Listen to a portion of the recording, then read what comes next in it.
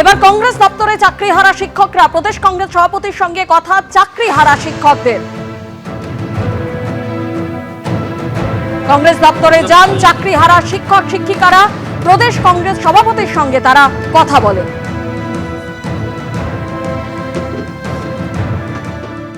চাকরিহারা যোগ্য শিক্ষক এবং শিক্ষাকর্মীদের একদল প্রতিনিধি এই মুহূর্তে এসছেন প্রদেশ কংগ্রেস সভাপতি শুভঙ্কর সরকারের সঙ্গে কথা বলতে, এবং তাদের যে সমস্যা সেই সমস্যা নিয়ে এই যে প্রতিনিধি দল তারা বিভিন্ন রাজনৈতিক দলের কাছে যাচ্ছে। তাদের বক্তব্য যে রাজনৈতিক দলের কাছে নির্দিষ্ট করে তারা কোনো পছন্দ অপছন্দ নিয়ে আসছেন না।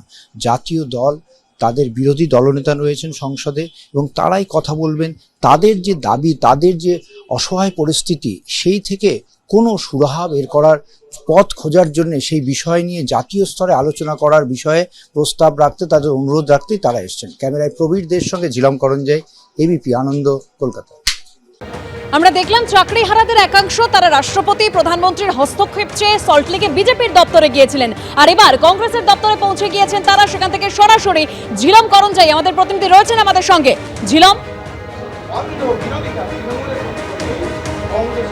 একদমই প্রদেশ কংগ্রেসের দপ্তরে তারা এসে পৌঁছেছেন। আমাদের সঙ্গে রয়েছেন প্রদেশ কংগ্রেসের নেতৃত্বের পক্ষ থেকে, তারা কি বলছেন জেনে নেব। এখানে যারা চাকরিহারা যোগ্য শিক্ষক শিক্ষাকর্মীরা এসছেন, কেন এসছেন? তারা আমাদের কাছে এসেছেন প্রদেশ কংগ্রেস সভাপতি শুভঙ্কর সরকারের সাথে একটু পরেই দেখা করবেন, এবং আমরা খুব পরিষ্কারভাবে বলতে চাই, পশ্চিমবঙ্গের যারা মানুষ তাদের চাকরি চলে গেল, জীবন জীবিকা শেষ হয়ে গেল, রাজ্য সরকার চুপ করে দেখছেন। দায়িত্ব কাকে নিতে হবে? রাজ্য সরকারকে নিতে হবে, এসএসসি ডিপার্টমেন্টকে নিতে হবে। আজকে এই দিন কি দেখতে হতো? কাউকে কি আসতে হতো? এনাদের তো থাকার কথা ছিল স্কুলে, এনারা বিভিন্ন জায়গায় ঘুরছেন কেন? তার একটাই কারণে, সবাই এক কথায় বলছে জাস্টিস দিতে হবে, চাকরি ফেরত দিতে হবে। এখানে আসার আগে তারা বিজেপি অফিসে গিয়েছিলেন, রাষ্ট্রপতি প্রধানমন্ত্রী সকলের হস্তক্ষেপ চেয়েছেন, তারা হোম টাচ দিয়েছেন। আপনাদের যে সাংসদ তাদের পক্ষ থেকেও তাদের যোগায় কি বললেন? আমি আপনাকে ইতিমধ্যেই জানিয়ে রাখি, রাহুল গান্ধী একমাত্র ব্যক্তি যিনি চিঠি দিয়েছেন প্রেসিডেন্ট অফ ইন্ডিয়াকে।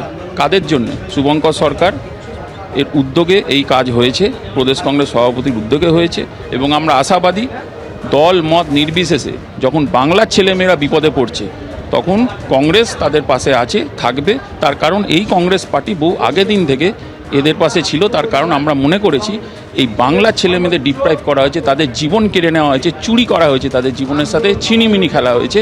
তাদের এখানে আসার কথা নয়, তাদের কোথাও যাওয়ারও কথা ছিল না। আমি আবারও বলছি, তাদের যাওয়ার কথা ছিল স্কুলে, সেই রাইট, সেই অধিকার কেড়ে নিয়েছে। অর্থাৎ তাদের হয়ে শুভঙ্কর সরকার কথা শুনবেন। এখানে যারা রয়েছেন আমার সহকর্মী প্রবীর দেখে দেখাতে বলবো। একেবারে ঝিলম, অনেক ধন্যবাদ। অর্থাৎ চাকরিহারাদের একাংশ তারা কংগ্রেস দপ্তরেও গিয়েছিলেন।